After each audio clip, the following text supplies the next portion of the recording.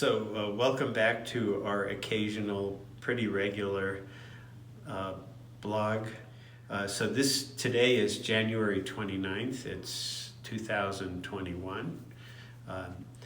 We outlined last week where we are in terms of the position of the planets and what we have for this year. So one of the things people have been asking me about is, now that certain events have happened, there's an end to election, our ex-president has gone back to Florida, what's changed?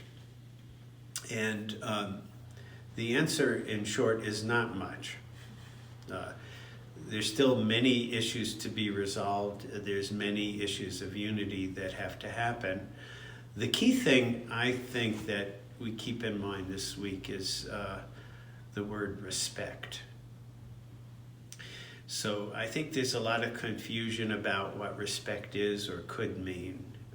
And I'm not seeing in the public discourse, not necessarily privately with individuals, but in the public discourse, a whole lot of respect. So let's say that we live in a world that we wish to be meaningful. We wish to see the world as magical, meaningful, divine, sacred. That means we have to find meaning in things.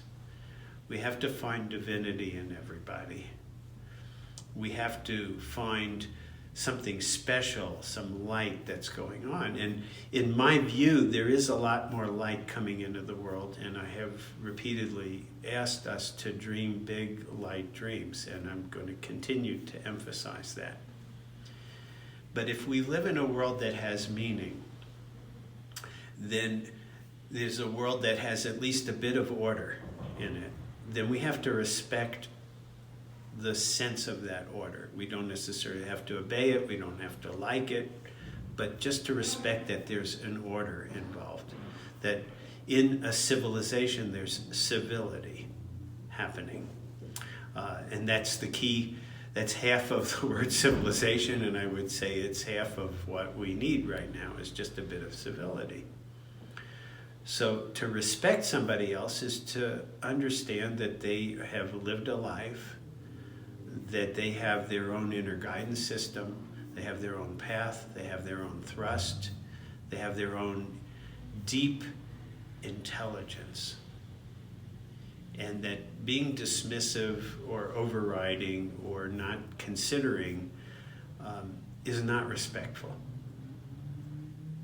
That not much good is going to come from one side or the other side winning, clearing the board, getting whatever they believe to be the way through things, overriding the opinions and actions of others. This is not going to lead to much peace, much security. And right now in the world, we have enough forces of contention that I believe the angels and the great divine beings are working so hard to keep a measure of peace. And in fact, I think it's miraculous, given the way things are, that so few people have died in confrontations, humans to humans, that I have so much respect for their work that I really want to support it. So one of the interesting things is that in a world that's sacred, in a world that's divine, the world has meaning, then there's a deep intelligence to the world. And why don't we tune into that deep intelligence for guidance, whether it be in your life or collectively? What I see so much of in the public discourse is anything but asking a higher power for guidance. There's a lot of asking a higher power for me to win, for my ideas to win, but where is the humility? Where is the simple, basic understanding that we live in an incomprehensible and vast universe, that we will not, in our little mind, be able to understand it all and comprehend it? That we might actually want to have a little of that universal wisdom come in and give us some guidance.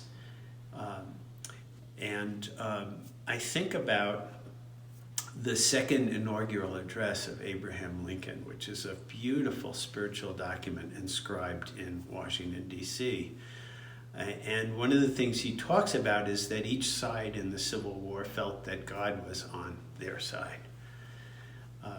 But he called for something much more universal, for each of us to see the wisdom of God as was given to him to heal and bind the wounds of the widows and the orphans, and that no war should break out again. That everything that happened was a karmic event. And we are in that stage, as I mentioned before, of reliving and finishing a karma here in the United States, and not just the United States, but in many ways the world.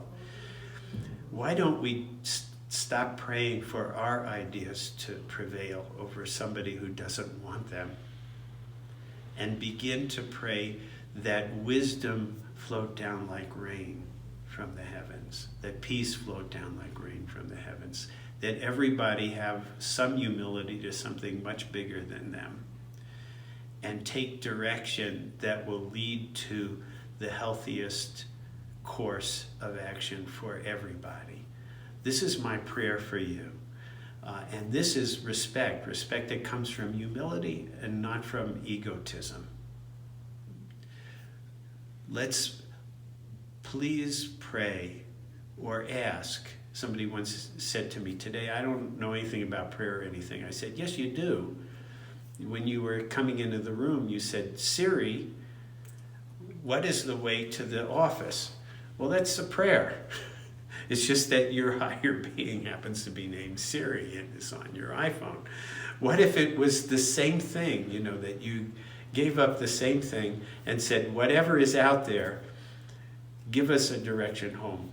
Let us pray that we can see the wisdom. Let us pray that our hearts are open to that wisdom, and that we move forward in a way that advances the evolution of humanity as a whole, if that's possible, but certainly my own personal evolution, and leads to peace and health in my family and all the generations back and all the generations that might move forward.